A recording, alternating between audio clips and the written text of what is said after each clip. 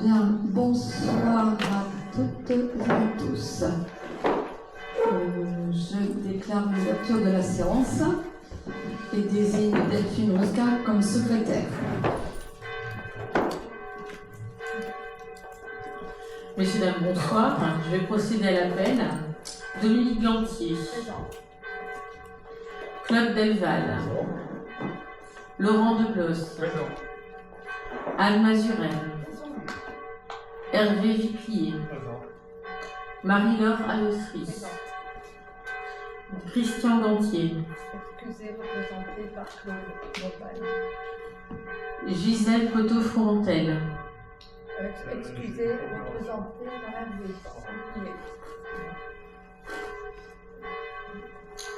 Élise Voyer. Excusez, représenté par Anne Mazuren.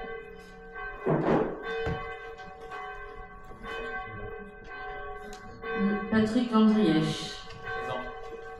Lionel Prats. Présent. Nathalie Bourgotte. Présente. Patricia Van Rumbeck. Delphine Giscard, présente. Manon Lenain. Jean Crespel. Excusez, Philippe Six. excusez, Claire Delory. excusez, Sébastien Bouquillon. Valentin Dutoit. J'ai eu un message tout à l'heure à 16h de Valentin qui dit « Je dois partir sur Paris de façon imprévue pour le travail ». Donc il m'a envoyé sa procuration. Je répète que il a dit « Je prends sa procuration, mais je n'épouse pas les thèses politiques de M. Valentin Dutoit ». Il y a des thèses. Vous pouvez rester sur vous-même. Merci. Nicolas Marchand. Bruno Foucard. Présent. Aurore Afraud d'Ivampouille. présent. Merci beaucoup. Bien. Merci. Le quorum est atteint. Nous allons passer aux communications. Je laisse la parole à Monsieur Delval. Oui, bonsoir à toutes et à tous. Donc, trois informations concernant la fête du 14 juillet, donc, qui sera célébrée comme l'année dernière ici dans la salle des fêtes et dans la cour de la salle des fêtes, sur le mode de ce qu'on avait fait l'année dernière en guinguette. C'est-à-dire qu'il y aura la présence de structures gonflables pour les enfants, les plus grands enfants, voire les adultes. Il y aura peut-être des structures pour tous les âges. Il y aura aussi la présence d'un food truck sur la place, en face de la médiathèque. Et l'après-midi, il y aura un bal, donc, soit ici, soit dehors, selon le temps. Donc animé par le groupe du Loup Stevie qui était déjà venu l'année dernière. Donc c'est la célébration que nous faisons pour le 14 juillet. Deuxième information, c'est les PAV, donc les points d'apport volontaires, qui vont être installés dans la commune pour la fin du mois d'août. Il y aura 9 conteneurs qui seront dissimulés de part et d'autre de la commune. Donc tout ça avait été validé avec la MEL, ces conteneurs, l'installation des conteneurs. Il y aura aussi un passage en porte-à-porte d'ambassadeurs de la MEL pour expliquer la démarche. Donc on est d'accord que ce sont pour les emballages en verre, et donc que cette collecte pourra, le fait de venir sur les conteneurs, ce sera de 7h à 22h. Et enfin, troisième information, le forum des associations qu'on refait, qu'on retournera le 6 septembre, donc, à l'identique de l'année dernière, en espérant que ça marche aussi bien. Et pour cela, on a joint à ce forum ne confine pas ton vélo. D'habitude, on fait au mois de mars, avril, le coup de déconfine ton vélo. Là, on s'était dit, faut pas le ranger le vélo en fait. Donc au mois de septembre, on va pas le ranger. Il y aura le camion atelier, le Mapoul qui sera là pour donner des conseils sur l'entretien des vélos. Voilà. Et on va essayer de faire un troc vélo en même temps pour des personnes qui veulent se séparer d'un vélo, le donner, le vendre, peu importe, avec aussi des détachés. Voilà. C'est ce que les informations me concernent. Ça me Monsieur Détilé. Bonsoir, messieurs, dames. Alors moi, ce que je voulais informer, c'est surtout que on va reprendre les travaux d'éclairage public, c'est-à-dire qu'on va changer les continuer à changer les lanternes. Et cette année, on va changer 124 lanternes de manière à passer au maximum au LED.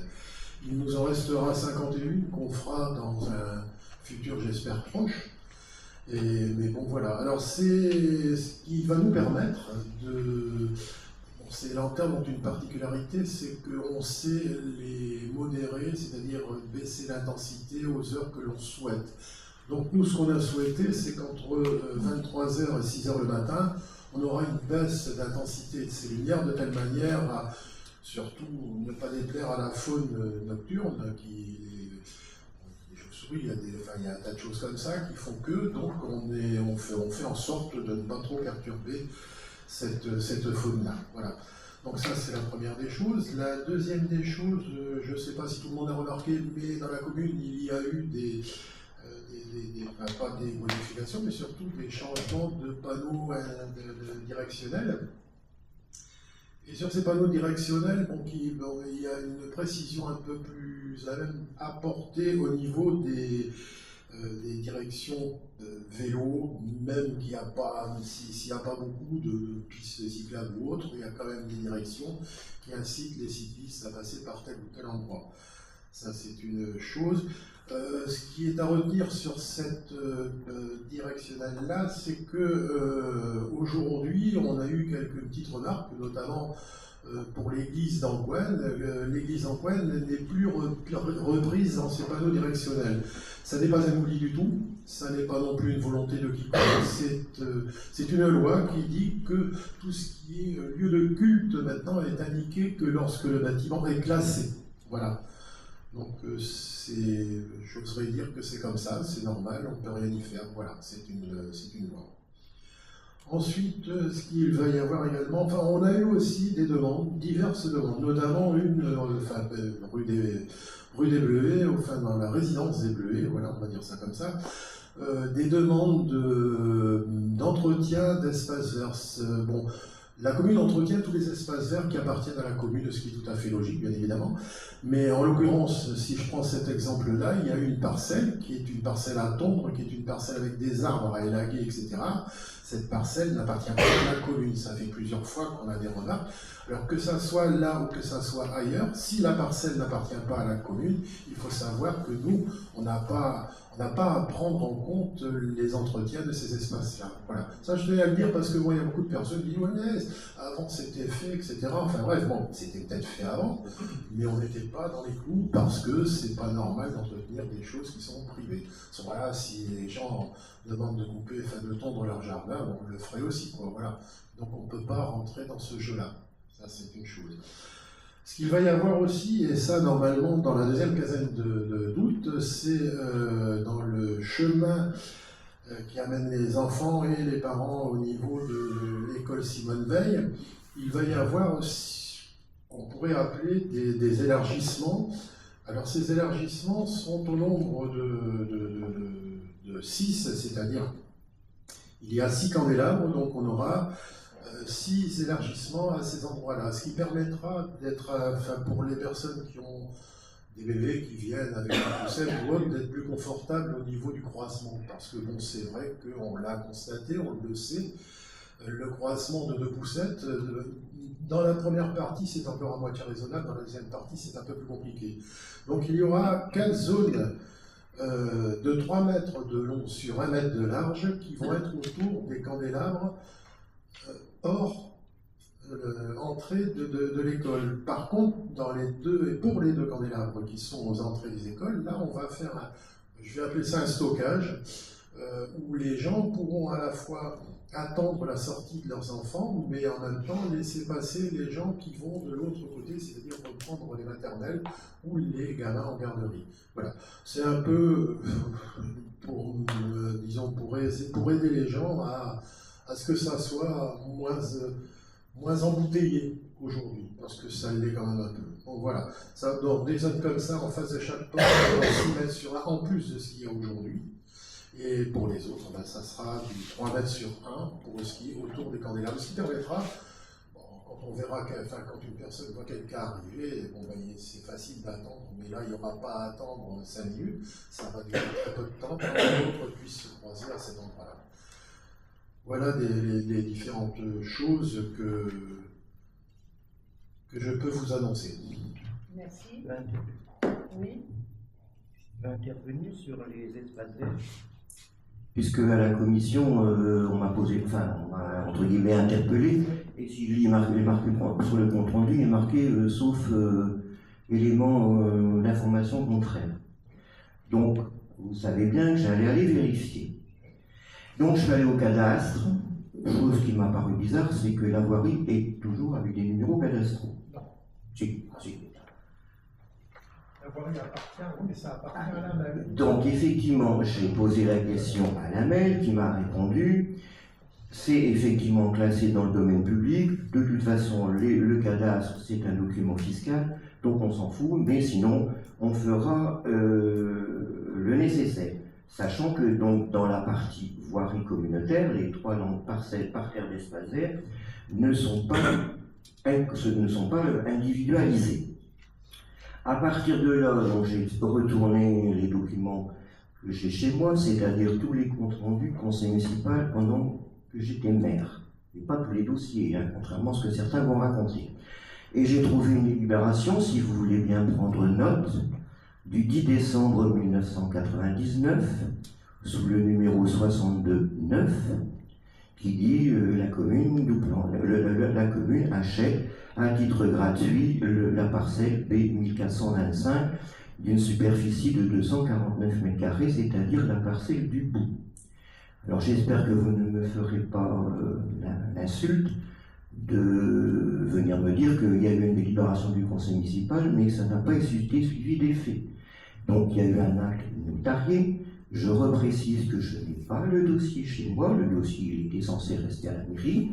Donc le notaire c'était Emelsdal, Rissen, et la délibération date, je l'ai dit tout à l'heure, du 10 décembre 1999. Madame la maire, vous étiez là en tant que conseillère déléguée déjà. Bref.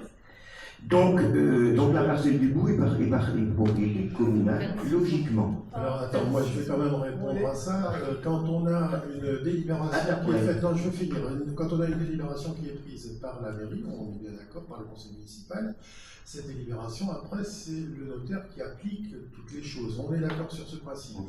Si le notaire ou peut-être le cadastre ou peut-être les hypothèques entre deux ne vont pas jusqu'au bout des choses, aujourd'hui, fiscalement parlant, comme tu disais, le cadastre, puisque c'est un élément fiscal, fiscalement parlant, cette parcelle appartient à la copropriété. La copropriété qui n'existe plus, certes, mais comme le travail n'a pas été terminé, je ne dis pas que c'est toi, je ne dis pas que c'est un autre, comme le travail n'a pas été jusqu'au bout, la mairie ne peut pas prendre en compte quelque chose qui ne lui appartient pas. Même s'il y a eu une délibération, c'est pas suivi des faits. Je suis désolé. Alors, excuse-moi, mais c'était en 1999, donc c'était moi qui étais le maire, et me connaissant, il y avait des lettres de rappel quand il n'y avait pas de suite au bout de 3 mois. Donc me faire croire qu'il n'y a pas eu d'acte notarié pour régler la situation, vous allez regarder dans les archives de la mairie où vous allez demander chez le notaire pour l'avoir. Quel est le notaire? J'ai dit Emelza, Rissen, de la notaire à Seclin. Alors j'ai pas fini parce qu'il reste les petites languettes de parterre de fleurs. Et en commission, tu m'as dit, il n'y a pas que l'or, il y a rue Jean Monnet, il y a rue du 1er mai. Et en réfléchissant, j'ai trouvé la réponse et la solution. En fait, dans la rue Jean Monnet, la rue du 1er mai par exemple, il y a des petits espaces verts de rien du tout qui font 1 m² ou 2 m². Donc il a été convenu à l'époque avec la communauté urbaine qu'on n'allait pas demander des bornages et des découpages pour 1 m² d'espace vert. Donc, ces parterres sont intégrés dans le domaine public communautaire et comme la communauté urbaine n'a pas la compétence en matière d'espace vert, c'est la commune qui entretient. D'ailleurs, donc, pour la rue Jean Monnet, j'ai retrouvé une délibération où la commune achetait les espaces verts. C'est une délibération du 12 mai l'année numéro 12 mai 1995. C'était Auguste Désiré qui était maire. Madame la maire était présente comme conseiller municipal. Libération numéro 12 du 12 mai 1995. Attends, non mais parce qu'il y a eu des suites, il y a eu des points de suspension. Oui, non, mais ce genre de discussion, je pense qu'on peut l'avoir autrement. Pourquoi vous ne l'avez pas demandé avant? On en a parlé au conseil. Oui, mais entre deux, j'ai regardé. Dans ce cas-là, il fallait Vous auriez peut-être. pu poser la question dans le cadre des questions en fin de conseil municipal. Pourquoi vous on en avait déjà 5. Je vais pas. Et je me doutais bien qu'on allait en parler ce soir. Mais donc, alors, si je vais jusqu'au bout. Si je comprends bien, tu as fait quelque chose, c'est-à-dire que tu as déclaré comme Facebook que la mairie était propriétaire, etc., de ces espaces verts, c'est-à-dire d'une grande quantité que tout le monde voit, et tu n'as pas vérifié quoi que ce soit.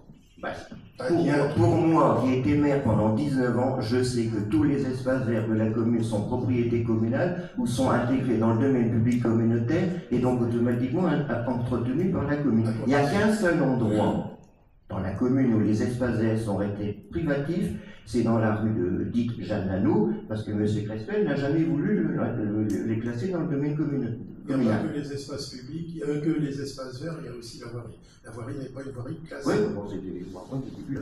Alors, cela dit, je vais aller jusqu'au bout. Cette version-là, elle est valable. M. Crespel n'est pas là, c'est con. Le giratoire, devant chez lui, il n'y a pas de référence cadastrale. Il est intégré dans le domaine public communautaire. On l'entretient. Il est entretenu parce qu'il y a une déclaration du conseil municipal. Mais c'est pas il le disait. Mais c'est valable pour tout. Sur toutes les places. On va pas faire sur toutes les places, les carrés où il y a des arbres.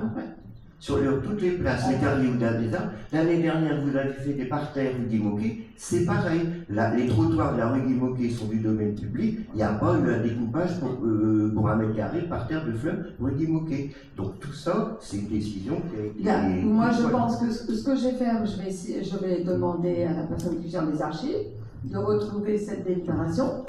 Et on peut contacter, à moins que nous n'avons pas fait la Et déclaration. voir l'acte Vous notarié. n'avez jamais vu cet acte? Attends, j'étais dit devant la mairie. Attendez, L'acte, il a été signé. L'acte, il a été Je ne me signé. souviens pas de tout, mais là. L'acte, il a été signé. Il ne peut pas être autrement, je faisais la chasse. Ouais. Enfin bon, on ne va pas revenir sur des choses anciennes, mais bon, il y a eu au précédent mandat aussi des choses pour lesquelles vous nous avez affirmé l'avoir fait, et ça n'a jamais été fait. D'ailleurs, c'était avec la commune de Noyelles. Bon, on va passer à la suite des Monsieur Prats, donc les communications. Bonsoir à toutes et tous. Donc là, une communication concernant le dispositif citoyen vigilant. Comme vous le savez, une réunion publique a eu lieu le 6 mars 2025, réunion qui aura permis d'expliquer le dispositif et de solliciter des volontaires à la fonction de citoyen vigilant référent de son quartier. Plus de 20 personnes se sont inscrites et après validation de leur candidature par la police nationale, nous les avons réunis la semaine dernière pour le lancement opérationnel du dispositif. Ce fut là l'occasion de réexpliquer brièvement le rôle du citoyen, parce qu'il y avait encore des questions, et surtout de leur expliciter les moyens mis à disposition pour l'animation du réseau. Des adresses e-mail génériques pour chacun des 5 quartiers ont ainsi été créées, seront mises à disposition des citoyens vigilants et sont rendues disponibles aux habitants par le biais de formulaires déjà disponibles sur le site internet de la commune. Nous avons également constitué un groupe au sein d'une messagerie instantanée sécurisée, à savoir l'application mobile Signal, afin donc de gérer la communication temps réel du réseau. À ce jour donc, les citoyens vigilants sont désormais prêts. Un flyer sera distribué ces prochains jours en même temps que le fil, afin de le faire savoir. C'est d'autant plus important que la période estivale est souvent source d'inquiétude pour les habitants. J'entends certaines critiques sur la relance de ce dispositif déjà. Je vous demande simplement, mes chers collègues, certains ne sont pas présents, ils nous entendront, de mettre de côté vos critiques partisanes et de participer pour l'intérêt général à la réussite de ce dispositif. Vous pouvez en tout cas compter sur notre détermination pour le maintenir, voire l'adapter et le moderniser, on l'a déjà fait, tant qu'il nous semblera apporter une solution au sentiment d'insécurité et à l'isolement de certains de nos habitants.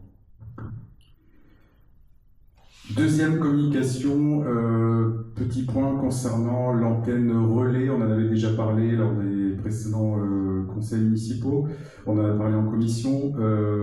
Donc concernant le projet d'implantation d'une nouvelle antenne relais par les opérateurs Bouygues Télécom et SFR, je vous informe de la reprise des discussions avec un nouvel interlocuteur après réorganisation interne multiple de leur côté. Ça n'a pas été simple apparemment. Nous pensions un temps que ce projet ne verrait donc pas le jour, et ce ne sera donc pas le cas. Les opérateurs sont toujours très intéressés et ont d'ailleurs déposé un dossier d'information mairie, le DIM, pour s'implanter au niveau du fort Douplein. DIM que vous pouvez d'ailleurs consulter sur notre plateforme de participation citoyenne afin de recueillir les remarques sur le projet. À ce jour, les discussions restent cordiales et permettent toujours de tenir compte du critère strict d'éloignement de l'antenne à plus de 500 mètres de toute habitation. Le conseil municipal devra délibérer prochainement, on ne sait pas encore exactement quand, probablement lors du second semestre, afin de conventionner et louer la parcelle prévue au projet. Je vous remercie.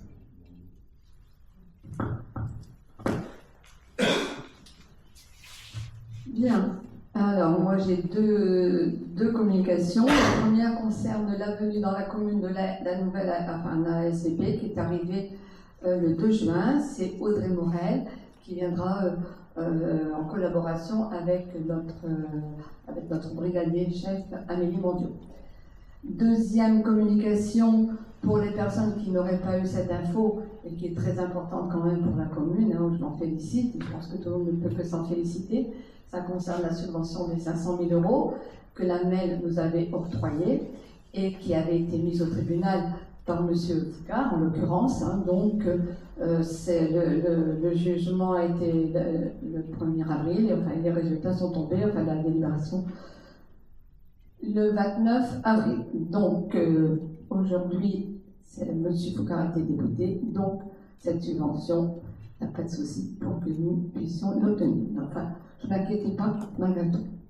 Voilà, c'est terminé au niveau des communications. Nous allons passer maintenant à l'ordre du jour. Et Non, c'est pas pour l'école. Je pensais que vous auriez pu le faire en début de séance, je ne suis pas intervenu. Il y a Madame Barat qui est décédée, Thérèse. Oui. Elle a été pendant longtemps agent communal au Saint-Écantine. On pourrait peut-être faire une minute de silence. Ben écoutez, là vous me l'aviez fait aussi l'autre jour pour une autre personne, je ne sais plus, à un certain temps.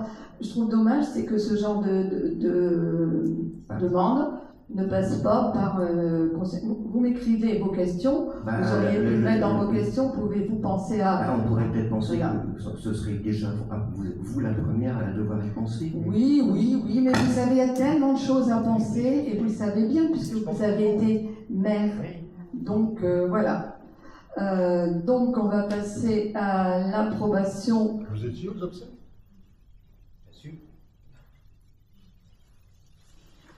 L'approbation donc du procès verbal du conseil municipal du 24 mars 2025. Y a-t-il des remarques? Monsieur Vandrièche, vous avez, oui, allez-y.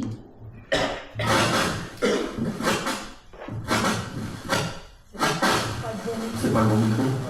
Bon, ça va aller, ça va aller. Allez, Monsieur Foucault. Je vais l'éloigner.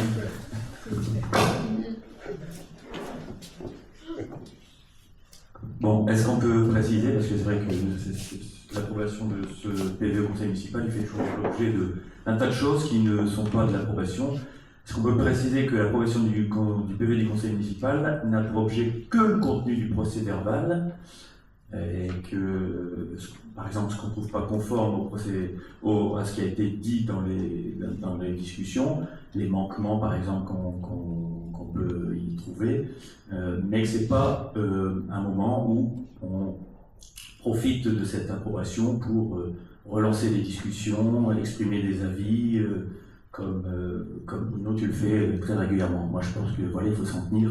Je sais pas que je pense, c'est qu'il me semble que c'est bien le sens de l'approbation du PV du conseil municipal. Donc, je t'invite, Bruno, à faire preuve de discernement par rapport à ça. Merci. je vais faire par du discernement, de toute façon c'est très bien que je ne vais pas l'approuver.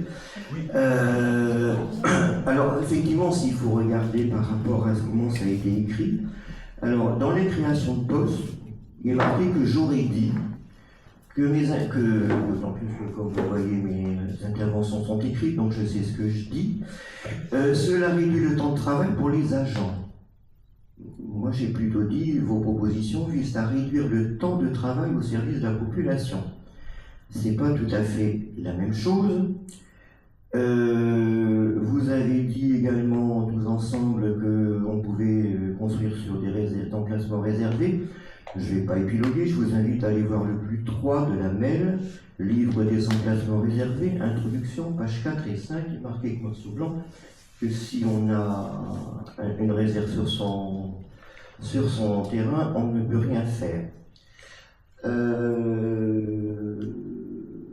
À la fin, sur le ton de l'aboutage, j'avais dit à M. Delval,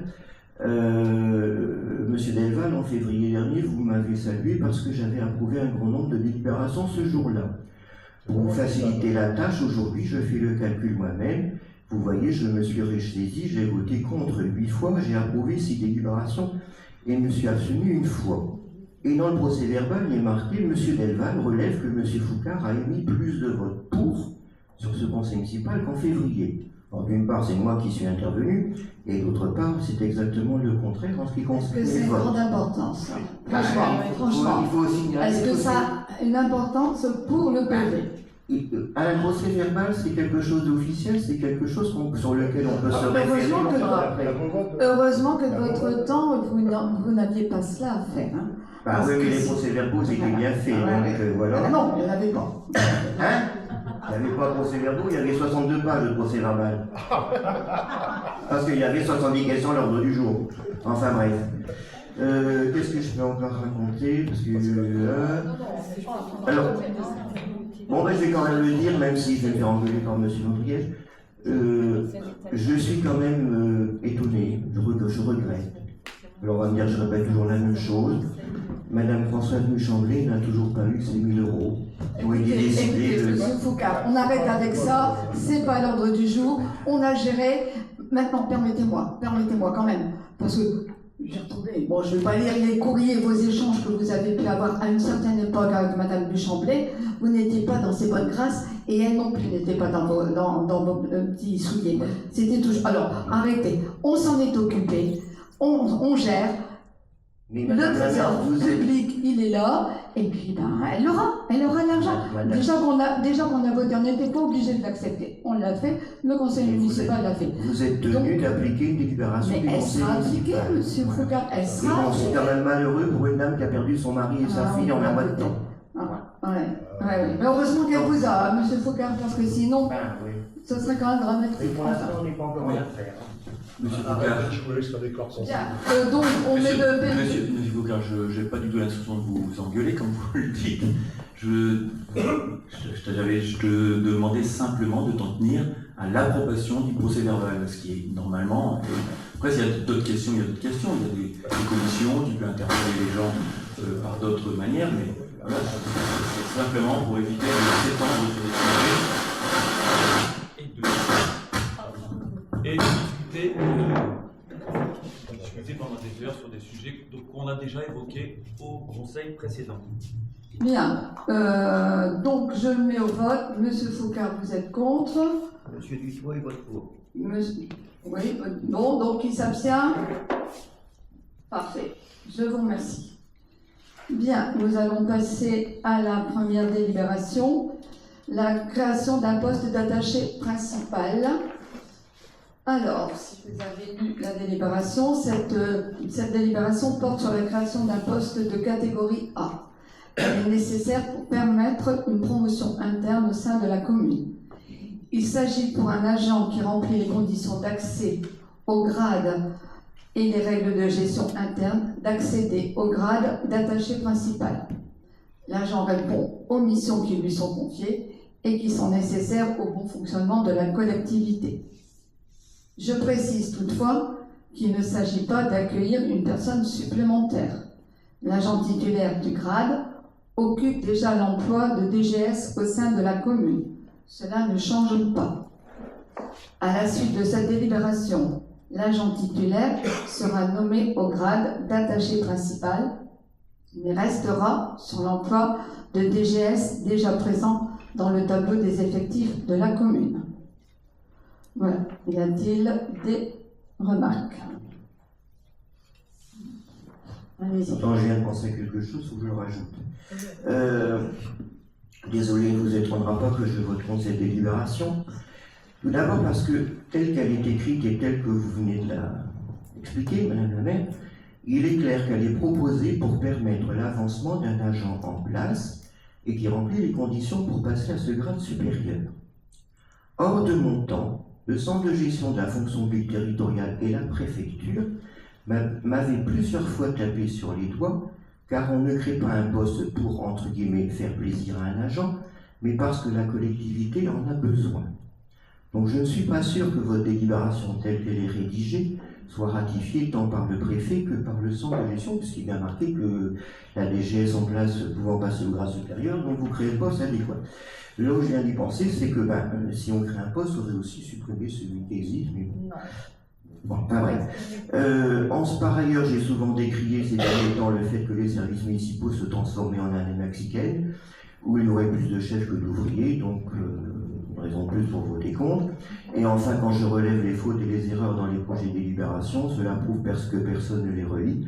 Et quand j'entends ce que pense la population, vous me direz, viennent me dire ce que j'ai envie d'entendre, je ne suis pas convaincu qu'elles soient entièrement satisfaites des services qui sont rendus par votre municipalité.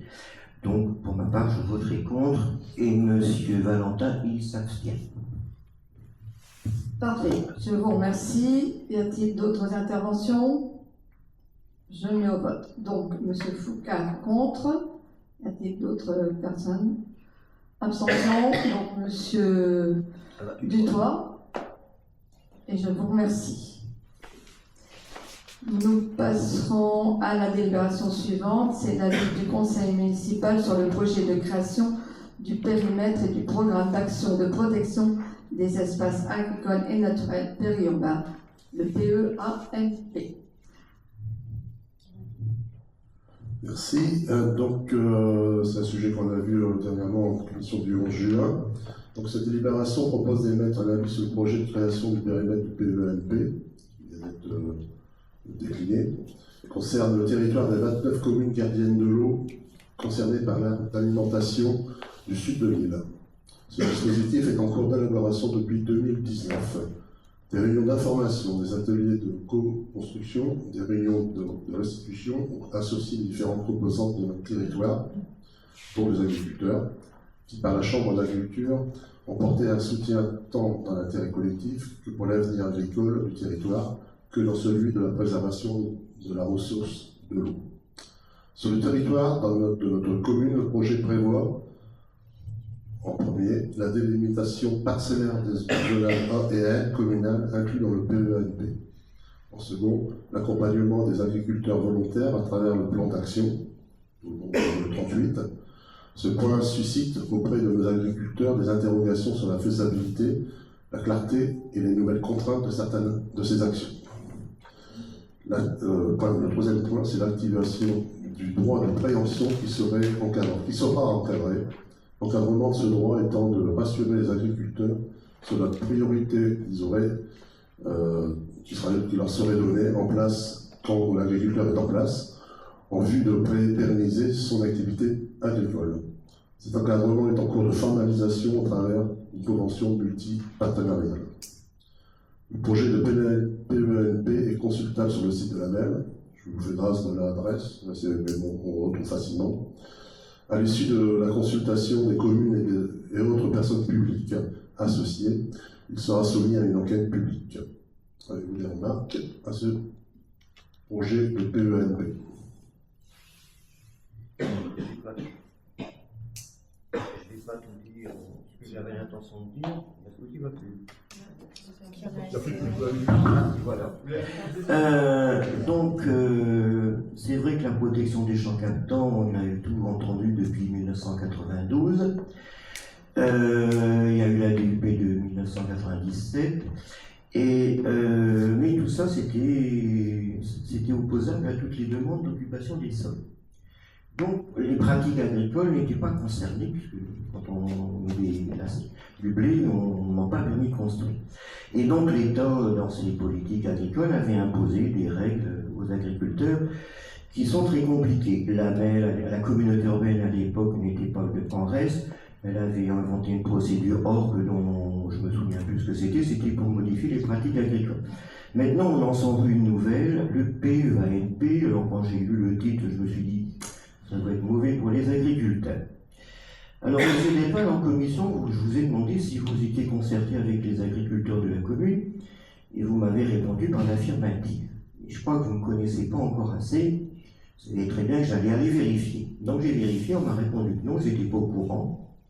Donc ça, vous m'avez menti, c'est pas gentil. Enfin bref. Comme vous l'avez dit, donc ce PEANP vise d'abord à délimiter des zones A et N. Comme elles sont au plus 3, je ne vois pas l'utilité d'aller encore enrichir des bureaux d'études pour faire un travail qui existe déjà. On a parlé d'un droit de préemption, et en plus de ce que vous m'avez raconté, moi, à ma connaissance, un agriculteur qui occupe un terrain agricole, il est propriétaire pour l'acheter, prioritaire pour l'acheter. Sinon, il y a la SAFER aussi qui intervient, donc je ne vois pas pourquoi il y a quelqu'un qui doit préempter, que ce soit la MEL, je ne sais pas très bien si c'était la MEL, le département intervient aussi. Mais j'y reviendrai tout à l'heure. Et puis il y a des actions, alors j'ai pas encore très bien compris si c'était sur le principe du volontariat, avec éventuellement une petite indemnisation financière, ou si c'était on va vous l'imposer. Mon avis, ce sera plus on va vous l'imposer. De toute façon, j'ai vu dans le conseil de communauté de la MEL de vendredi prochain, que c'est déjà à l'ordre du jour, donc c'est pas la peine qu'on délibère aujourd'hui. En le relisant sur le document, non, je vais épiloguer. J'ai compris que les agriculteurs, ils avaient des raisons de s'inquiéter de leur avenir. Parce qu'en gros, on va leur demander de revoir leurs pratiques agricoles, de se partir dans la culture du sarrasin, du seigle, du triticale, il a fallu que j'aille regarder ce que c'était, de l'orge, du quinoa et des légumineux. Ça fait pas temps parce que je chronomètre, hein, monsieur. Oui, c'est bien. Lentilles, pois chiches. J'ai beaucoup coupé, hein. Tant mieux. Et donc, les agriculteurs vont devoir assurer des services environnementaux. Moi, ma question, c'est est-ce que le rôle d'un agriculteur, c'est pas d'abord de donner à manger à la population? Bref. Comment? Je suis d'accord avec vous. Ah, bah pour une fois, c'est bien. Alors après, il y a un bail rural environnemental, et c'est là que j'ai compris l'astuce du droit de préemption. Donc effectivement, ça veut dire que la MEL deviendrait propriétaire, et puis devenant propriétaire, elle commence à dire à l'agriculteur, ah oui, mais ça, vous ne pourrez plus faire, vous devrez faire du quinoa, des machins, ceci et cela. Donc, ce qu'aujourd'hui, le propriétaire, même s'il habite à Paris ou à Lille, se fout littéralement de ce que fait l'agriculteur, parce que ce qui l'intéresse, c'est de percevoir son loyer. Donc effectivement, je crois que le monde agricole est fondé à s'inquiéter et pour ma part, je pense que les agriculteurs, ils sont là pour nourrir la population. Les yaourts, le fromage, ça vient des vaches. Le pain, il vient du blé. Donc s'il n'y a plus d'agriculteurs, on ne mange plus. Donc pour ma part, je voterai contre ces PEANP. Et si vous me permettrez, je voudrais intervenir sur un petit sujet qu'on avait évoqué en commission. Je pensais que vous auriez mis le plan de la commune et compagnie. Vous vous souvenez, vous avez dit c'est quoi ces petites languettes vertes qui représentaient des zones naturelles. Donc effectivement, j'avais bien raison. Ce sont des zones NJ qui ont été créées lors du plus 3. Je n'ai pas très bien compris pourquoi. C'est des petites languettes derrière des bouts de terrain. Alors il paraît que la zone, c'est le plus 3 qu'il dit, la zone NJ est une zone située à l'interface entre une zone agricole et une zone urbaine. Bref. Mais en tout cas, en regardant de plus près, ce qui prouve qu'à la MEL, il n'y a vraiment plus rien qui marche, je voudrais bien... C'est parce que vous n'êtes plus là, hein, monsieur. Oui. Ça marchait quand même il y a juste votre temps. Hein. C'est vrai. Au moins, il répondait au courrier. Je voudrais bien savoir. Alors, on va me dire que c'est un petit point particulier. Ce monsieur n'est pas intervenu, je ne l'ai pas prévenu parce que je ne vais pas le faire mourir. Je voudrais bien savoir qui est-ce qui est allé demander à mettre une zone NJ sur la pelouse de Monsieur Georges Baron, rue du Général de Gaulle, qui est juste derrière à la maison du docteur Cauderolier, et de l'autre côté, le docteur Zamin. Donc il n'a aucune relation avec l'agriculture, avec la zone agricole. Et donc, si on doit émettre un avis sur le PENP, moi je voudrais bien qu'on dise à la mail, vous ne pourriez pas revoir la zone NJ qui est juste sur le terrain de ce pauvre malheureux Georges Baron. Donc en tout cas, moi je vote contre la délibération et j'espère que vous accepterez mon amendement pour cette zone NJ sur la propriété de M. Baron. Merci. Très bien. Au niveau du... On va rebondir quand même sur la consultation des agriculteurs. Enfin, je ne sais pas lesquels vous avez vus, là. Moi, avec M. Plié, on en a appelé, et notamment un leader syndical, qui quand même, référence selon le syndicat de quel côté de la tête on va voir, et aussi avec un courrier de la Chambre agricole. Donc on ne sait pas, voilà, je ne sais pas du vent, comme ça semblait dire, que j'affirmais en commission. Donc, Il n'y a plus de remarques. Et M. Dutoit, il vote non aussi avec moi. quoi? M. Dutoit, il vote contre aussi. Il y a le contrat, tiens, il va être content. Bien. Non, non. Ils débrouilleront entre eux. Hein. Bien, donc je mets au vote. Qui est contre donc M. Foucard et M. Dutoit? Qui s'abstient? Madame Van Runbeck. Je vous remercie. Donc nous allons passer à la délibération suivante qui concerne l'attribution d'une subvention à l'association partenaire à l'école de danse municipale. Oui, donc on vous informe que pour la préparation du gala de l'école municipale de danse, l'association de danse Coréa de Macandaraï apporte une aide logistique à la commune. Et afin de renforcer ce partenariat, il est proposé l'attribution d'une subvention de 150 €. 155 euros. Donc, Des interventions. les remarques, qui est contre, abstention, merci. Et enfin, la délibération suivante, ça concerne l'attribution de subventions également pour l'association Lily Keller-Rosenberg. on rappelle que Mme Lily Keller-Rosenberg, ancienne déportée, a tenu une conférence le samedi 10 mai 2025 lors du week-end de commémoration des 80 ans de la libération. Il y a eu plusieurs événements sur la commune. Elle a partagé son vécu avec les habitants venus en nombre ce jour-là. La commune tient à s'associer au devoir de mémoire porté par Mme Keller-Rosenberg, qui, à travers son association, œuvre à créer une maison mémoriale, un lieu de mémoire d'enseignement pour honorer les victimes de la Shoah et sensibiliser les générations futures. Il est proposé de soutenir financièrement cette initiative à hauteur de 400 €.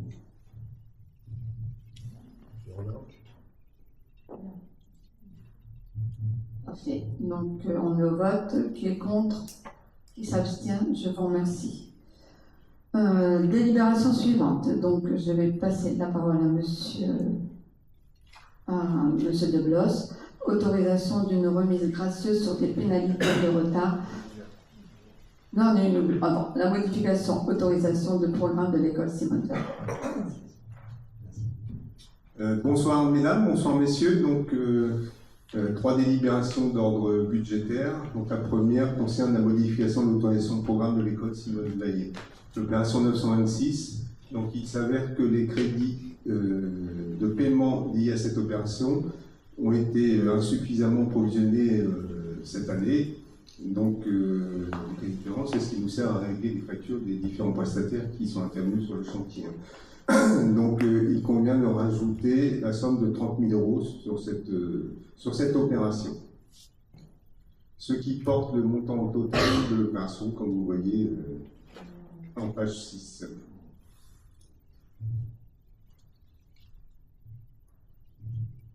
Vous tournez vers moi, donc vous attendez une réponse. Tout d'abord, je voudrais vous présenter mes excuses parce que j'ai cru que la commission des finances se réunissait en même temps que la commission de Céval.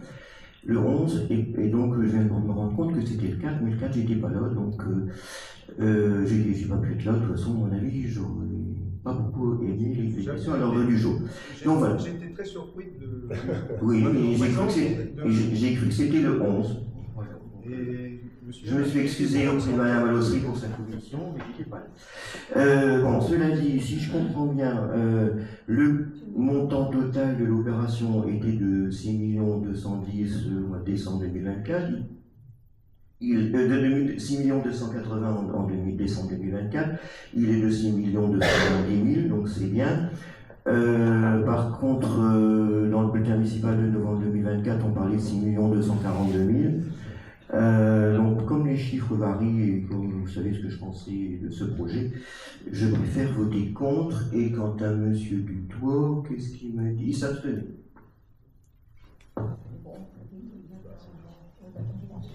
Bien, y a-t-il d'autres interventions? Non, je vous remercie. Donc, M. Foucard est contre. Personne d'autre. Une abstention pour M. Dutoit. Je vous remercie. Donc, Laurent, la délibération suivante. Donc, ça concerne.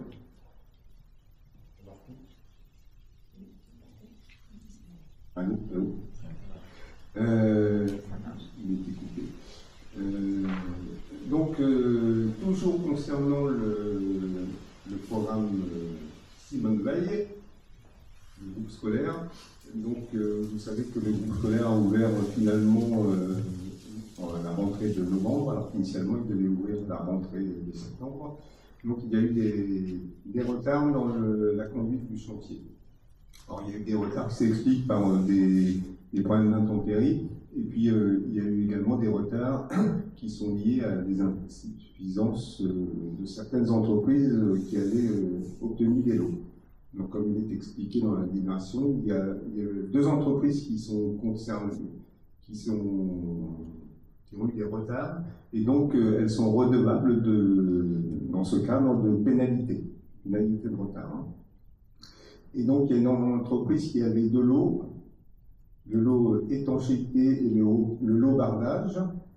Donc, cette entreprise est redevable d'un montant de 48 475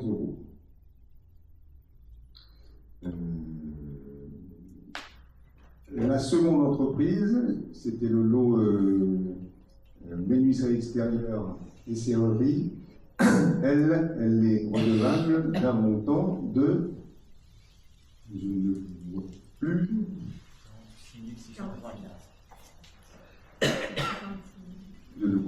46 680. Ah oui, pardon, justement, excusez-moi. Donc 46 680 €, Alors, l'Assemblée délibérante a la possibilité de réduire ces pénalités, ce que nous allons vous proposer de faire.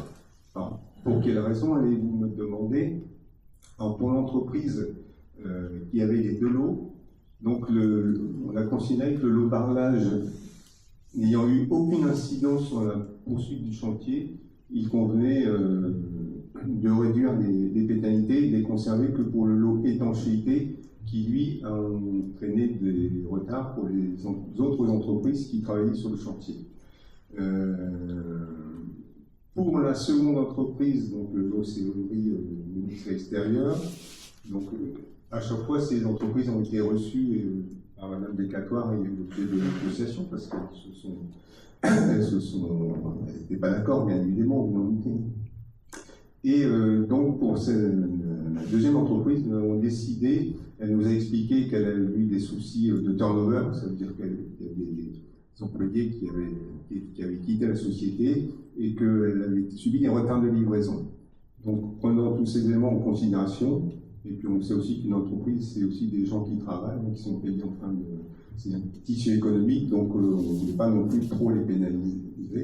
Donc c'est pour cela que nous vous demandons de réduire ces pénalités.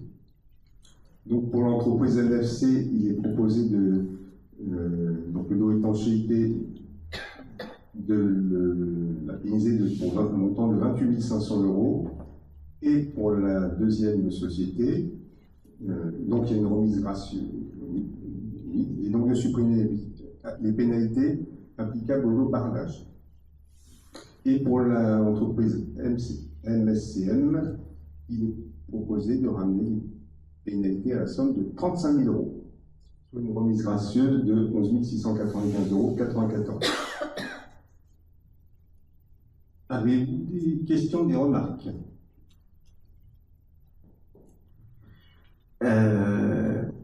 J'ai cru comprendre que les enseignants auraient quand même préféré prendre possession de la nouvelle école à la rentrée et pas au mois de novembre. Donc il a fallu... Nous aussi. Bon, bref.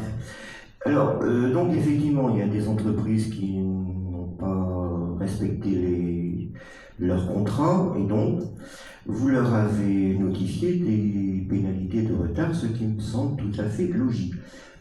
Sauf que je pense que c'est pas vous qui êtes à l'initiative, ça doit être le maître d'œuvre, donc l'architecte qui a estimé qu'il fallait leur infliger des pénalités de retard. En concertation avec nous. Oui, non, mais c'est le maître d'œuvre qui propose, et puis bon. Là, effectivement, vous leur proposez qu'on leur accepte une réfaction. Ce qui fait que la commune se fait harakiri de 31 670,94 €. Sur 95 000, ça fait un tiers. Harakiri. Attendez. Parce que quand même, depuis que vous êtes Comment là... vous y allez? Comme vous y allez? Ah oui, mais attendez, c'est pas fini, justement, le reste il arrive. Mais attendez, il y avait quand même 500 000 € sur lesquels vous vouliez qu'on se fasse harakiri, monsieur Foucault. Oui, mais enfin, s'ils avaient été... On n'est pas dans la même catégorie, hein. Oui, mais je rappelle que le tribunal... Permettez, monsieur j'ai pas voulu intervenir tout à l'heure sur les 500 000 €. Le tribunal n'a pas délibéré sur le fond. Il a simplement dit que je n'étais pas contribuable à l'époque et que donc je n'avais rien à dire. Autrement dit, quand on est locataire sur la commune, on n'a pas rien à dire. Quand même, c'est un peu discriminatoire, mais comme je l'ai dit à l'audience, depuis ce délai est passé, je n'ai pas fait appel. Je suis très heureux que la commune touche ces 500 000 €. Il n'y a qu'une seule chose, c'est que je n'ai pas digéré comment ça s'était fait à la main, puisque le vice-président lui-même, il a dit que c'était pas trop catholique. La présidente du groupe des Verts a dit, nous, on trouve que c'est pas catholique, donc on préfère ne pas voter. Donc, si la délibération elle avait été présentée dans des règles qui n'étaient pas... Revenez sur notre délit. Donc voilà.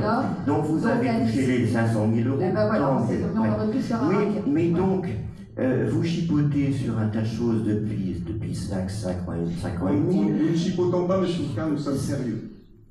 Attendez, les parents d'élèves d'Antoine ont attendu 10 mois pour avoir des pots de peinture pour même agrémenter les murs d'école.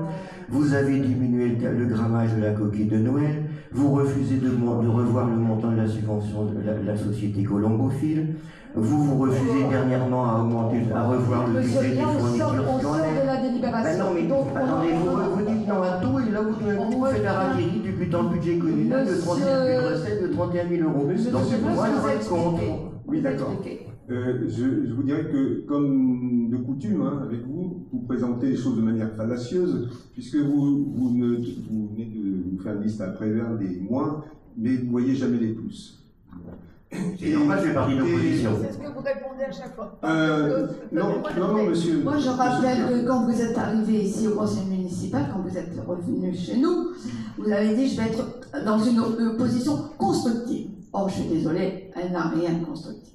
Rien. Oui, mais quand je vous fais des observations sur vos délibérations, vous n'en tenez pas compte et vous les envoyez à la préfecture. C'est pas bien obligé de fonctionner comme ça. Je me permets, monsieur Foucault, à propos des pénalités harakiri, de vous faire observer que notre objectif est louable, c'est de ne pas pénaliser trop des entreprises qui emploient des gens, alors que concernant la subvention d'Allemagne, votre objectif à vous,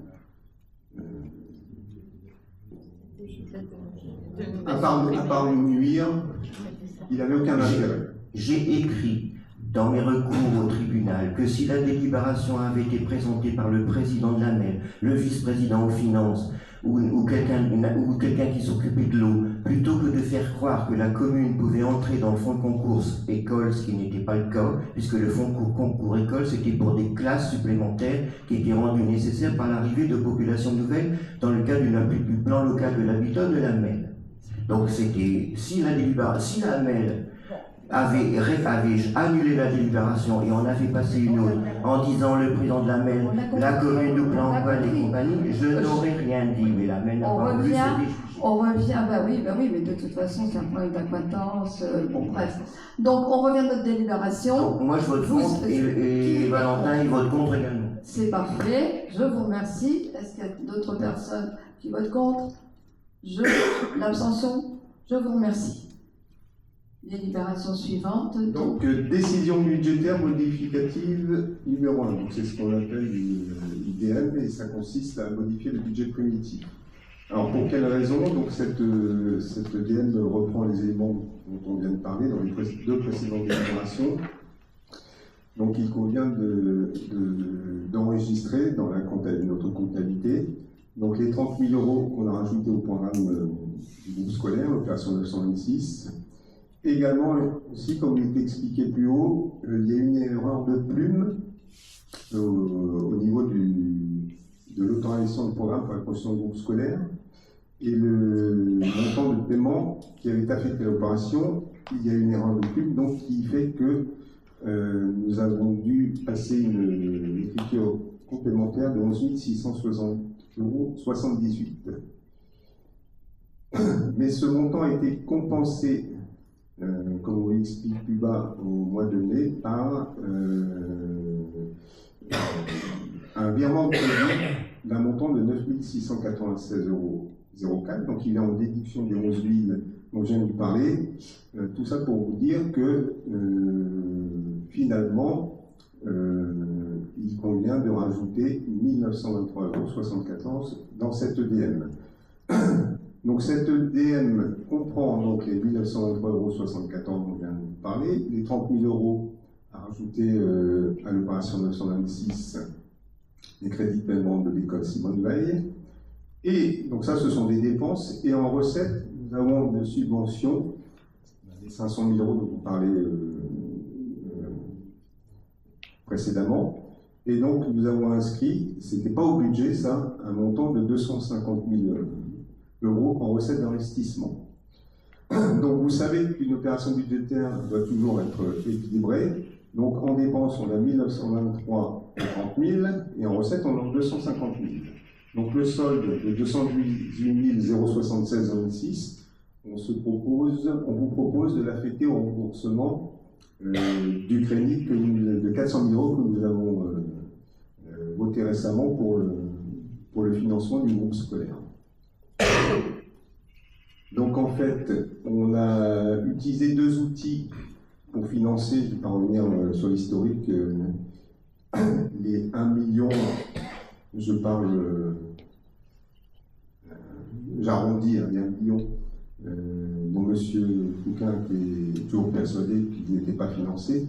Donc on a utilisé deux outils, une ligne de trésorerie pour un montant de 300 000 € que nous avons remboursé en début d'année, et un prêt à court terme pour un montant de 400 000 € et pour lequel nous remboursons un petit peu plus de la moitié. Voilà. Des remarques, des questions? Moi, j'ai encore une fois rien compris, mais dire que je l'ai fait exprès.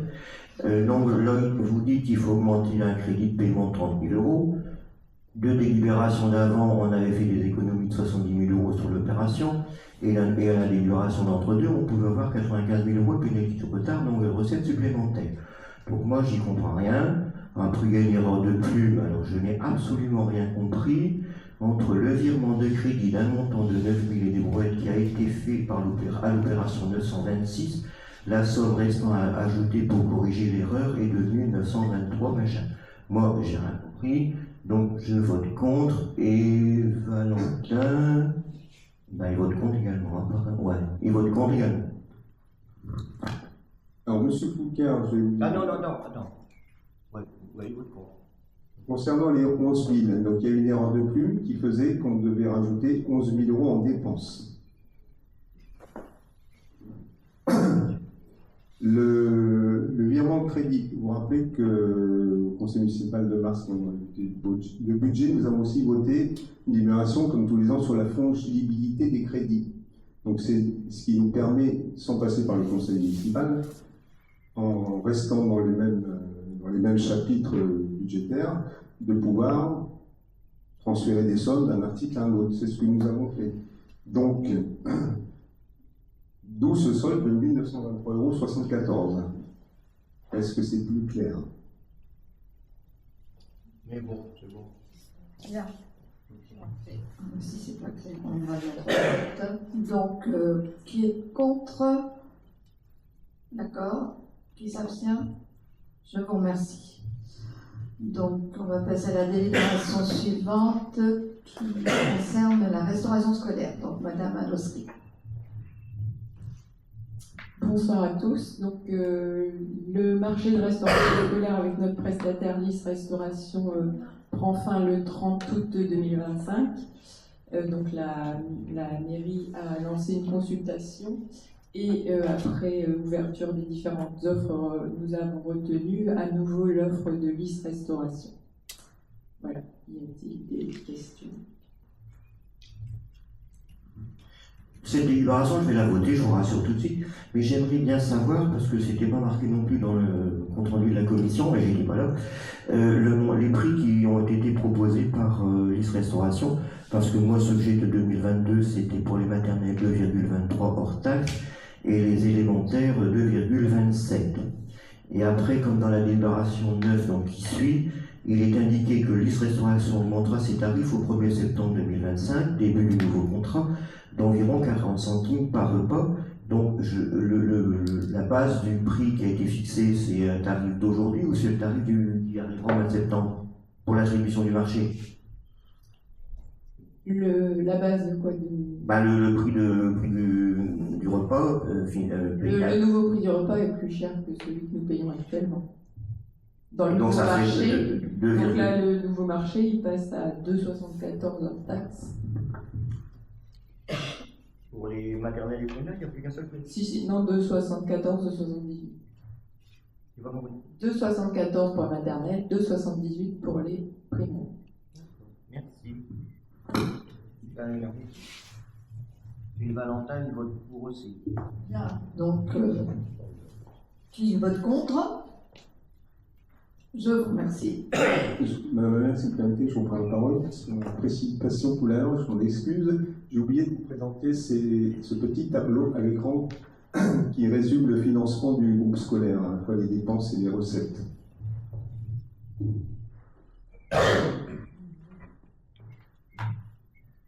peut passer à l'écran suivant. Donc là, il y avait des dépenses en première slide. Et là, vous avez les subventions avec les montants qui restent à percevoir.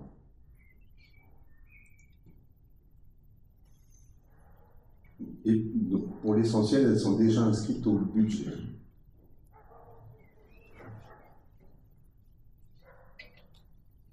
C'est bon? De toute façon, vous allez nous joindre dans le procès verbal, vous comprenez? Peut-être.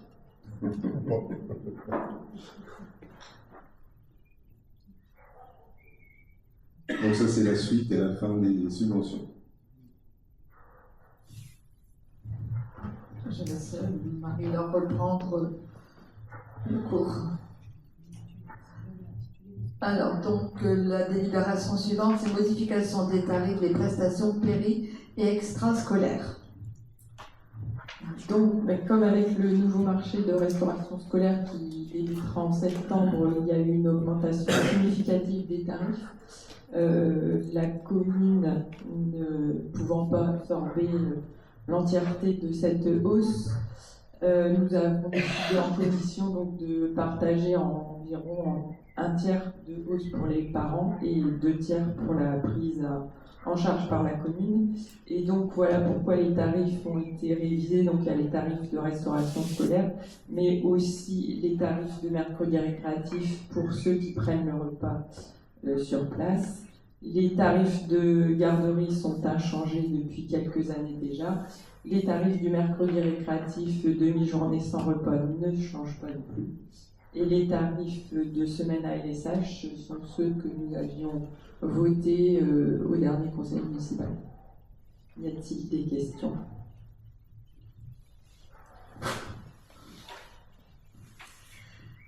Dans le compte-rendu de la réunion de commission, il est marqué « L'UIS Restauration augmentera ses prix au 1er septembre 2025 d'environ 40 centimes par repas.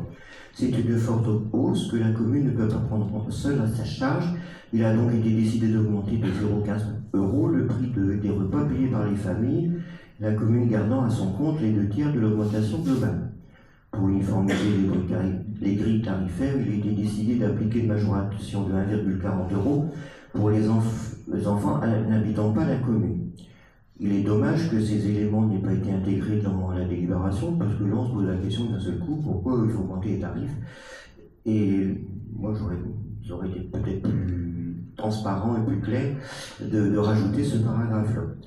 Moi je me suis amusé à regarder les tarifs. Alors c'est vrai que pendant tout ce mandat, la commune a bénéficié, les parents ont bénéficié de la cantine à 1 €, donc bref. En 2024, l'État a changé les règles du jeu et donc il a fallu imposer des personnes qui payaient 1 € précédemment. Donc il y a eu des augmentations. Il y a des catégories qui ont eu des augmentations également. Pour ce qui concerne les garderies, j'ai cru comprendre que les tarifs... Vous écoutez bien parce que c'est rare ce que je vais dire. J'ai cru comprendre que les tarifs actuels étaient inférieurs à ceux pratiqués à votre arrivée. Je ne peux que vous en féliciter. Ça s'appelle de l'opposition constructive. Il est vrai que des garderies participent à l'attractivité d'une commune ou d'une école. Alors au niveau des mercredis récréatifs, les règles ont beaucoup changé. Enfin, j'ai trouvé que les tarifs depuis 6 ans, ils ont largement augmenté, comme les accueils de loisirs depuis 6 ans. Alors, j'aurais pu me ranger à l'argument suivant lequel la commune devant faire face à une augmentation du prix des repas qu'elle paie aux fournisseurs, il est normal que cette augmentation soit répercutée en partie auprès des parents. Mais l'histoire des 31 000 € de tout à l'heure est restée au travers du gosillot. Et donc, si on avait une manne, on fait un grâce de 31 000 €, on aurait pu éviter de faire passer l'augmentation au niveau des parents. Donc, pour ma part, je vote contre ce tarif et M. Dutoit, il vote contre. Bien, y a-t-il d'autres interventions? Non. Donc je mets au vote contre M. Foucard, M. Dutoit. Abstention. Je vous remercie. Délibération suivante, approbation du règlement de fonctionnement des accueils de mineurs municipaux. Donc, comme nous l'avons dit en commission, afin d'uniformiser le règlement et puis de régler quelques petits points supplémentaires, on a revu le règlement. Donc, comme ça permet de clarifier le cadre pour les familles qui fréquentent les différents temps périscolaires, la cantine et l'extrascolaire, donc mercredi, le centre de loisirs.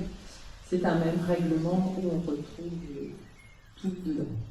Je ne sais pas s'il y a des remarques. Alors, moi, au dernier conseil municipal, j'ai dit que j'y comprenais plus rien dans tous les règlements qu'il y avait sur le site internet, en disant que ce serait peut-être bien qu'il n'y en ait qu'un ou éventuellement un par accueil de loisirs, du mois de février, etc., ceci et cela. Donc là, aujourd'hui, il y a quelque chose qui nous est proposé de nouveau.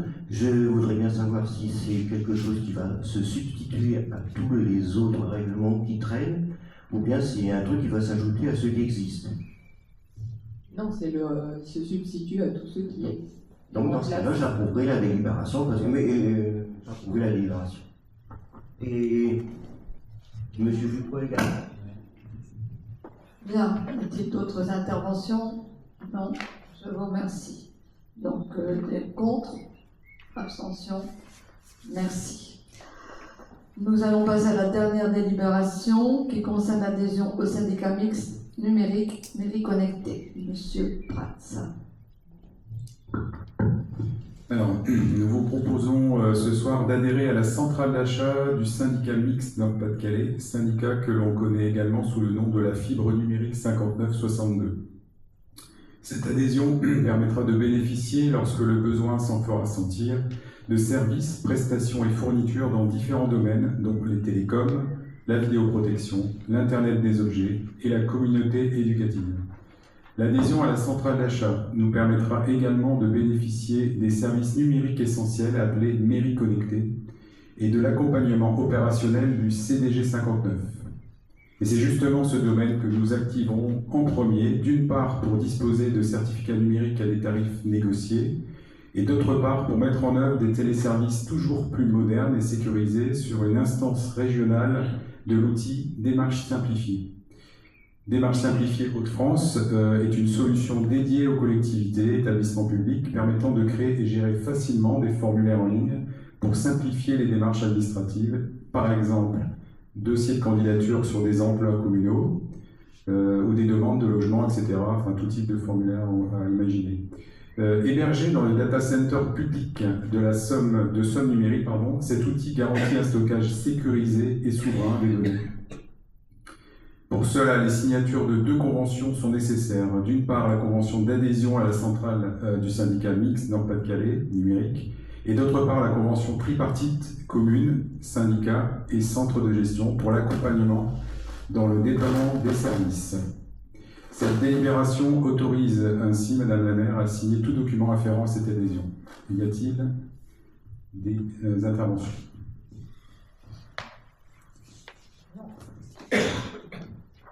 Bien, je mets au vote. Qui est contre? Qui s'abstient? Je vous remercie.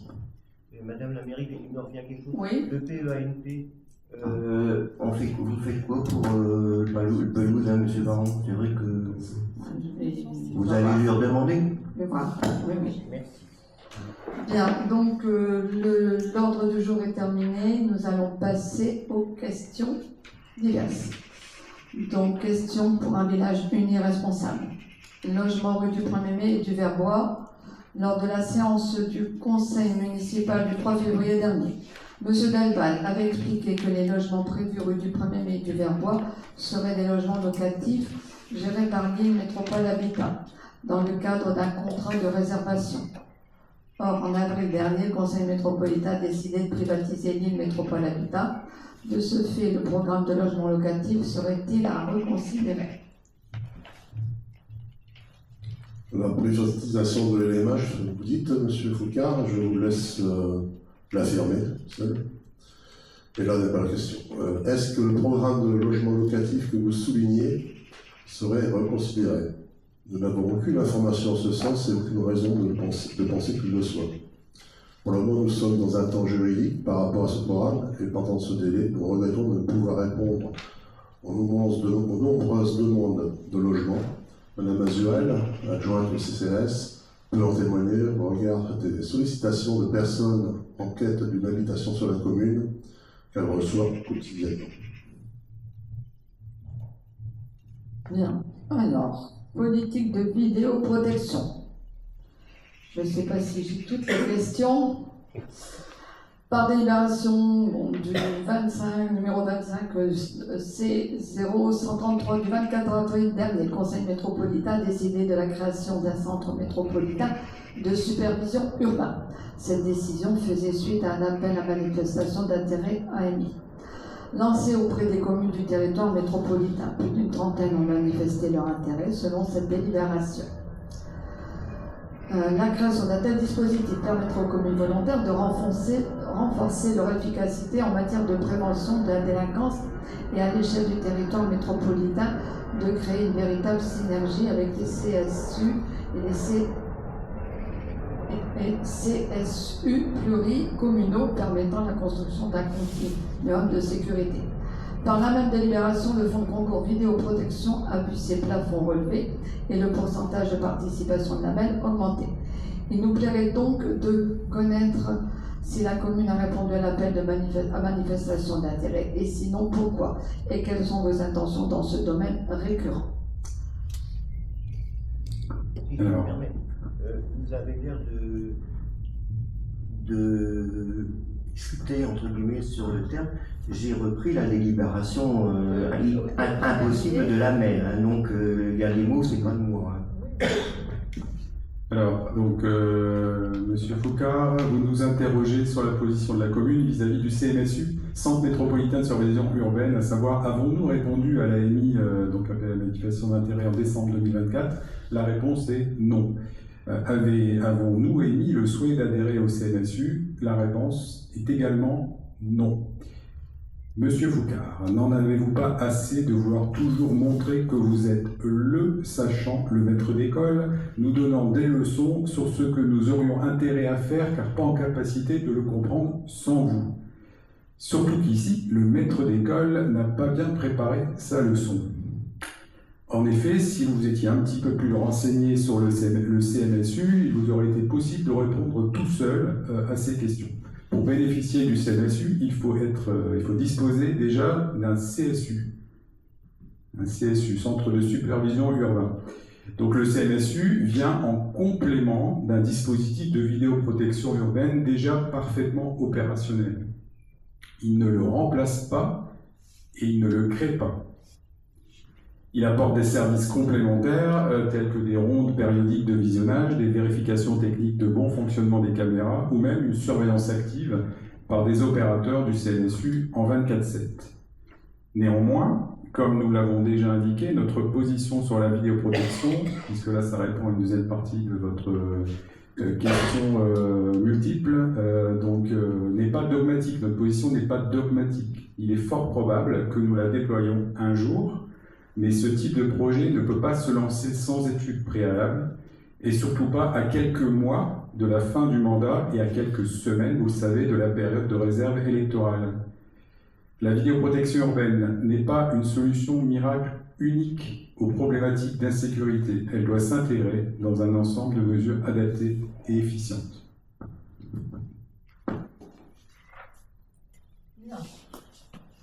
Question numéro 3, voirie. Le programme de voirie actualisé par le Conseil métropolitain en décembre 2023 prévoyait pour notre commune en 2025 la reconstruction de la rue de la 9 voies entre Emmerin et Ouplan-Coine, des travaux de pose d'un nouveau tapis en chaussée rue du Bon-Blé. Qu'en est-il exactement comme de la rénovation du tronçon de la rue Jean Jaurès allant de la place Léon Blum à la place Auguste Désiré Serrurier et des opérations de liaison cyclable avec les communes voisines?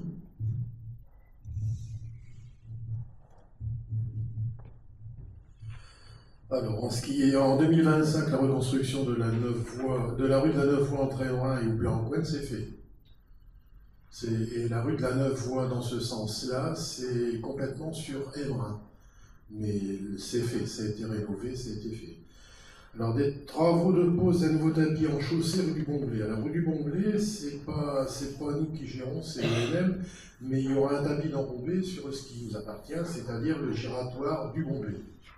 Ça sera fait, je pense, début septembre, et ce sont des travaux qui seront exécutés de nuit. Qu'est-il exactement comme de la rénovation de la rue Jean Jaurès, de la place Blum à la place Auguste Désiré Serrurier? Ça, ce n'est pas du tout oublié. Ça a été réclamé, faute de crédit, ça ne sera pas fait cette année, à notre grand regret, mais ça sera dans les priorités qui sont à venir. Si toutefois, les priorités ne changent pas pour des raisons que vous connaissez, qu'on pourrait connaître. Et les opérations de liaison cyclable avec les communes voisines, alors on sait très bien qu'il y a les problèmes pour aller vers Goncourt, les problèmes avec le Carambou et la Melle. Quand on va vers Noyennes-les-Seclins, on sait pertinemment qu'il y a des acquisitions à faire. Quand on voit les autres rues telles que pour aller, j'oserais dire, vers la rue du Bac, il y a le pont à élargir éventuellement. Voilà, donc ce sont des liaisons qui seraient des liaisons très onéreuses. Donc la MEL, on tape sur le clou à chaque fois. Il y a eu une pétition qui a été faite, non pas par nous, mais par l'association Avenir. Nous, on est complètement d'accord et en vue avec eux et avec tous les cyclistes, bien évidemment, pour que les choses avancent. On est là, on fait en sorte que, mais bon, aujourd'hui, on n'est pas capable de dire quand ça sera fait.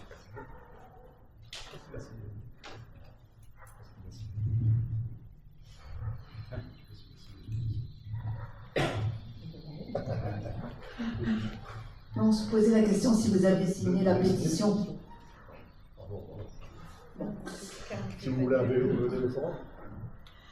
Garage rue Pasteur. J'ai reçu plusieurs remarques au sujet du fait que le garage installé dans les anciens établissements du toit rue Pasteur obstruait avec ses véhicules le trottoir situé juste devant, obligeant ainsi les piétons à marcher sur la chaussée.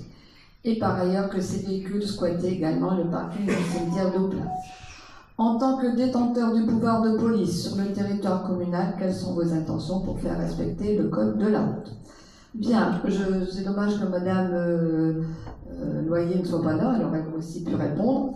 Effectivement, c'est un souci, hein, je n'ai pas attendu votre question pour y répondre. J'ai fait des demandes, alors je précise bien que c'est pas parce que Madame Loyer est dans la liste que je tolère les choses, il n'y a pas de passe-droit. J'ai donc demandé à ce qu'à un endroit, tout au moins au niveau du virage, il n'y ait pas de voiture pour que le passage puisse se faire pour les piétons. Mais également, aujourd'hui, on a une entreprise, enfin qui marche, un commerce. Je ne suis pas là non plus pour détruire tout le commerce. Il faut bien aussi laisser travailler cette société. Mais il est vrai que si on devait faire respecter mon pouvoir de police dans la commune, je crois que j'aurais beaucoup de personnes à verbaliser ou à faire enlever les voitures. C'est un problème récurrent pour tout le monde. Voilà, beaucoup de voitures, de plus en plus, pas toujours garées où il le faut. C'est comme ça. Maintenant, je fais le nécessaire. Il y a des exemples, pour votre info, Monsieur Loyer ou Madame Loyer, enfin peu importe, la société Loyer a été déjà verbalisée. Et elle le sera encore quand il le faudra. Voilà. Je vais passer à la...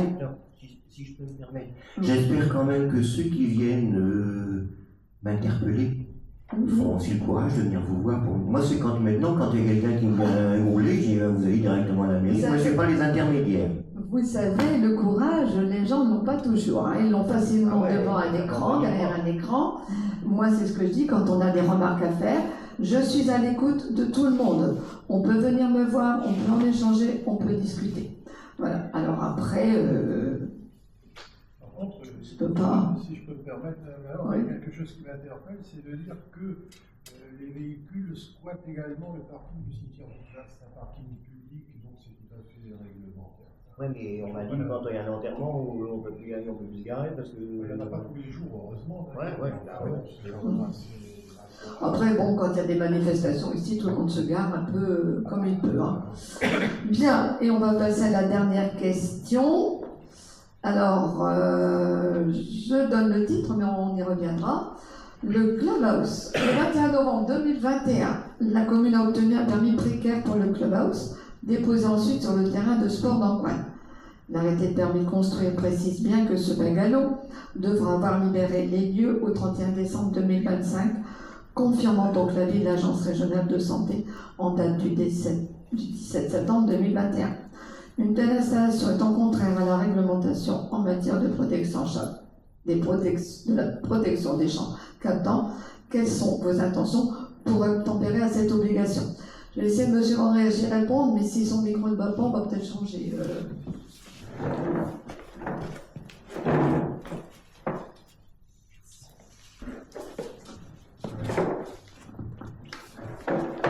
Bien, comme tu le sais Bruno, on a hérité, quand on est arrivé ici en mairie, d'une situation presque insoluble, hein, pour laquelle d'ailleurs tu étais impliqué, puisque tu avais refusé que le porte-à-cabine soit installé au niveau du stade. Alors il n'y avait pas de bonne solution, hein. On a pris la solution qui nous semblait la moins mauvaise en fait finalement pour cette situation. Et si tu poses la question, c'est que de ton côté tu as sans doute déjà une idée sur ce qu'il conviendrait de faire. De notre côté, on estime que ce projet a déjà coûté très cher aux contribuables, hein, et on ne souhaite pas alourdir encore la facture. Il faudra.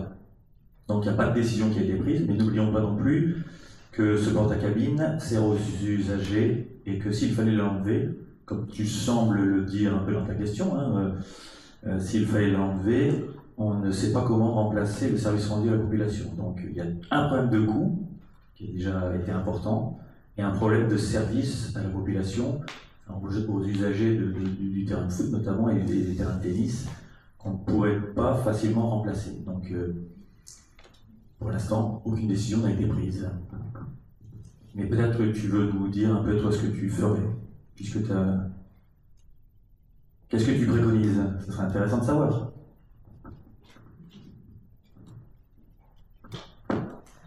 De tout ça, moi j'ai jamais compris, parce que la DUP de Deschamps-Captan de 1997, écrit noir sur blanc en zone naturelle, c'est le cas pour le terrain de football, toute construction superficielle ou souterraine, même provisoire, sont interdites. C'est pas la question. Il y a eu un permis de construire provisoire qui a été attribué. Il est marqué dans l'arrêté signé par Madame la maire que le Bagalou doit avoir délibéré les lieux le 31 décembre 2025. Donc moi, j'ai pris la peine de prévenir aujourd'hui 6 mois avant, parce que logiquement, il y aura peut-être quelqu'un, je ne sais pas, au niveau de l'État, qui viendra vous... Est-ce qu'il y a un avis de l'ARS qui dit ce truc-là devait avoir débarrassé le plancher au 1er janvier 2026. Donc on est censé supposer qu'il y a quelqu'un de l'État qui va venir voir. Alors, où le mettre? J'avais cru entendre, entre deux, j'avais cru entendre à une époque qu'on allait voir pour régulariser la situation au plus 3. Au plus 3, il n'y a pas de réserve et il n'y a rien qui dit que ça peut être fait. Donc ce bungalow, logiquement, il ne peut pas rester là. Il ne peut pas aller au parc Jean-Jacques Rousseau, il ne peut pas aller en zone agricole. La seule solution, c'est de le foutre en zone U. Et alors en zone U, ça veut dire qu'il faut acheter des maisons à côté, pour pas le même prix, et puis il faut les démolir, puis après on le met dessus. Et puis effectivement, il faut transférer l'engin. Ça coûterait effectivement cher, mais le problème c'est que la loi, c'est la loi. Et Madame la maire, en tant qu'officier de police judiciaire, elle est censée faire respecter la loi, y compris à elle-même, et si il y a contravention au permis de construire, elle est censée verbaliser et envoyer tout ça au procureur de la République. Si elle ne le fait pas, c'est dangereux pour elle, parce qu'il peut y avoir des retours de bâton. J'ai épluché le code de l'urbanisme hier. Donc moi, je vous le dis, je veux bien comprendre machin, c'est pas moi qui les ai mettre là. Pour moi, il n'aurait jamais dû être mis là. Point, et encore moins ailleurs. Et c'est donc pas toi qui vas réclamer pour que ce soit enlevé, c'est ça? Je comprends rien la réponse? Ah bah moi j'étais maire pendant 19 ans, donc je suis désolé, on m'a obligé à faire appliquer les règlements, donc c'est sûr que de toute façon, s'il y a quelqu'un qui doit dire au fait il est toujours là, ce sera effectivement moi, je n'ai pas machin. Il y a 2 minutes, vous avez dit ce n'est pas, il y aura certainement quelqu'un. Si aujourd'hui il y a quelqu'un. Il y aura quelqu'un d'autre, mais non, il n'y a personne. Ça perturbe personne, hein, à part vous. Hein, donc que c'est un coût supplémentaire pour les contribuables, alors qu'on a évité cette situation pas facile, et que, je vais finir, que c'est un coût pour les contribuables et qu'on n'est pas pour les usagers, qu'il y ait des problématiques pour les usagers pour pouvoir justement accéder à ce local qui remplit un certain nombre de services. Toi, tu es prêt quand même à le faire enlever, à réclamer à ce que ce soit. Il y a quelque chose que vous n'arrivez pas à comprendre, c'est que la loi, c'est la loi. La loi, c'est la loi, mais elle ne s'applique pas pour tout avec vous. Parce que tout ce que je suis en train de gérer depuis le début du mandat avec la ferme de l'environnement, permettez-moi de dire que vous n'avez pas beaucoup appliqué la loi à ce niveau-là. Hein? Donc la loi, c'est quand... C'est ça, peut-être pas non plus, alors vous non plus depuis 5 ans, alors. Non. C'est des choses que vous avez mises, vous, en place avec la ferme de l'environnement. J'ai tous les documents. Alors, la loi, c'est quand elle vous arrange, et puis quand elle vous arrange pas, on peut la détourner. En tout cas, c'est terminé sur ce sujet. La séance est levée. Je vous remercie. Je vous souhaite une bonne soirée à toutes et tous, et puis de bonnes vacances, hein, puisqu'elles ne vont pas tarder à arriver pour beaucoup d'entre vous. Merci. Les élus, si vous pouvez rester pour le bulletin municipal.